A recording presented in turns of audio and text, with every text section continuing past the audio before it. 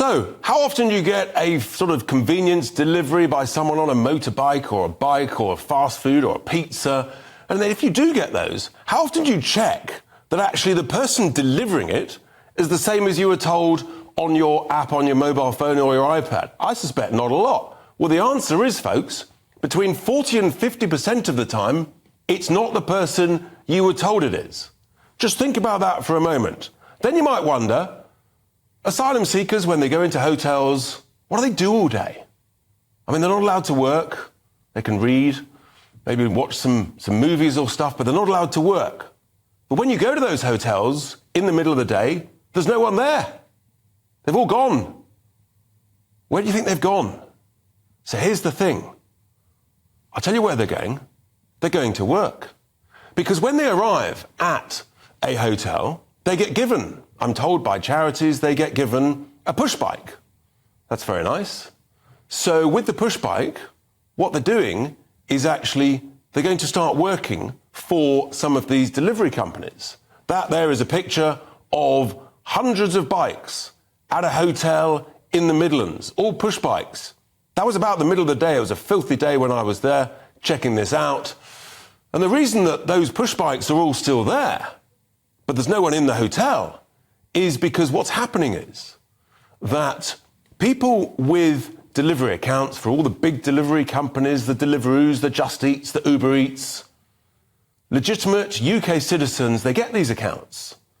But then people have worked out you can rent them for between £50 to £70 a week. That's the going rate.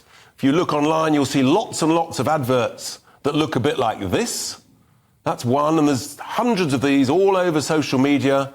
The general rate, as I say, is between £50 and £70 a week. And so what happens is that the asylum seekers are renting these accounts because they don't have bank accounts, they're not allowed to work, and so they then get given the login details on the app for these fast food deliveries. They then go and do the deliveries. Now, they've got no costs, they don't have any tax to pay.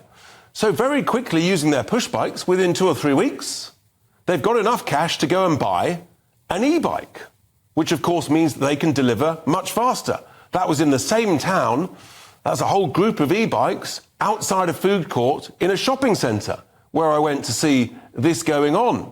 So with the e-bikes, you're going that much faster to deliver it, which means you can earn more through the day. But of course, this is not legal, but they're able to do it. What's the net effect of this? You might say, well, what's wrong with that? I'll tell you what's wrong with that. Is that when you've got a huge increase in the number of people doing this in a town, the price, the delivery price, drops dramatically. So someone I spoke to in that town in the Midlands, who used to be earning, a British citizen was earning £180 a day doing these fast food deliveries. All of a sudden, the migrant hotel fills up, they're working illegally, they're getting their e-bikes. This person only had a push bike. She obviously has costs to pay. She has tax to pay. So her earnings went from £180 a day down to £50 a day. At which point she said, this is not fair. I'm earning less than if I go on benefits. So she went back on benefits. You see what's happening here? This is illegal. It's not right. So you've got the asylum seekers renting the accounts. You've also got British citizens making a whole load of extra cash on the side, 50, 60, 70 pounds a week for one account, then opening 10 accounts. Nice work if you can get it. I wonder if the taxman sees any of that. So this is taking jobs from British workers and it is depressing wages. Now, just take a look at this, which has been out on social media. This is Omar, this little video here. This is Omar in Europe, having quite a nice time. Looks like it's some island. This is him in a shopping centre. We've blocked out. There he is. He looks pretty well-dressed, comfortable Omar. He's sort of skimming some... there he is, sort of sitting on some grass. He looks pretty happy. He's pretty safe. And there he is. It's Paris. Yes, there's the Eiffel Tower. Very nice indeed. And then he comes on a boat. And I think we've got some footage of Omar on a boat. We've blocked out his face for legal reasons, but he is on a boat coming across the English Channel.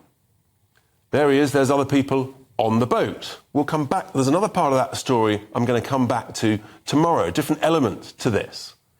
And then the last video I've got for you is Omar in this very same hotel in the Midlands. And there he is. And that is, ladies and gentlemen, that is 20 and £10 notes that he's earned, I believe, illegally, working on these fast food companies, working in fast food shops. Yes, there he is. And look at all that cash. So no costs, loads of cash, no tax, and British workers having their wages depressed. This is really, really serious. And this is going on all over the country, where there are migrant hotels and fast food outlets nearby. And the scale of this, of the 150 plus thousand people, the backlog, who are not yet allowed to work, my gut is 100,000 plus could well be illegally working. £2,000 a person lost tax revenue, that's 200 million quid. Tens of thousands of British people are not able to earn, they're back on benefits, that's hundreds of millions more. All of this going on, and I believe it's going on with the knowledge and awareness of these massive multinational delivery companies. Absolutely. Because they actually, in their terms and conditions, they say to the main account holder, you can have a substitute account holder as long as it's your responsibility to check they've got the legal right to work. Well, you can guess what's happening, can't you? I think they are complicit with this. And I think this is a huge, huge issue. And that we're all losing out, the Treasury's losing out, we're paying more tax. Well, I'm delighted now to be joined down the line by Max Winthrop, who is the Chair of Employment Law at the Law Society and also a partner at Sintons LLP. Max, thank you so much for joining me. This is an extraordinary situation where it appears that the delivery companies, they're saying that self-employment law means that they can't stop the main account holder from essentially organising a substitute to do their work as a self-employed person. That's what they're saying, and I'll read their statement in a minute. Is that really your understanding of self-employed law? Right. What you're doing here is you're looking at the distinction that we make in the law between three different types of status. So we've got worker, employee, and the genuinely self-employed.